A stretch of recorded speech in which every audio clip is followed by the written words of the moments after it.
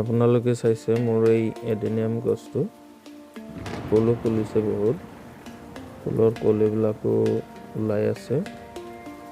তো এই এডেনিয়ামটো চাইছে কিমান দীঘল হৈছে। এনেকুৱা থাকিলে দেখাত ভাল নালাগিব, সেইবাবে এই এডেনিয়ামটো আজি প্ৰুনিং কৰিম। এইটো চফ্ট প্ৰুন কৰিলে নহ'ব, এডেনিয়ামটো হাৰ্ড প্ৰুনে কৰিব লাগিব। তো আপোনালোকে চাই থাকক কিদৰে প্ৰুনিং কৰিব লাগে আৰু কি কি কৰিব লাগে চাওক। মই নতুন ব্লেড লৈছোঁ, তো এইদৰে মই 1 ইঞ্চিমান ৰাখিছোঁ কডেক্সৰ পৰা। 1 ইঞ্চি ৰাখি কাটি দিলোঁ আৰু এই কাটিংটো পেলাই নিদিওঁ, মই এই কাটিংটো গ্ৰ' কৰিম।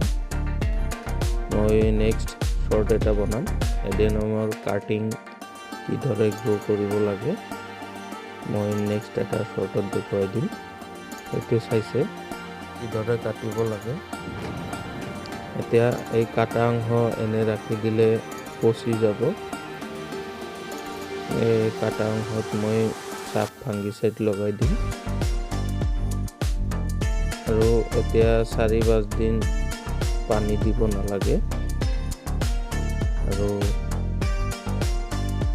3 দিনমান ৰ'দ নপৰা, ডাইৰেক্ট ছানলাইট নপৰা জেগাত ৰাখিব লাগিব। জাষ্ট সূৰ্যৰ পোহৰ হ'লে হ'ব, ৰ'দত ৰাখিলে বেয়া হৈ যাব।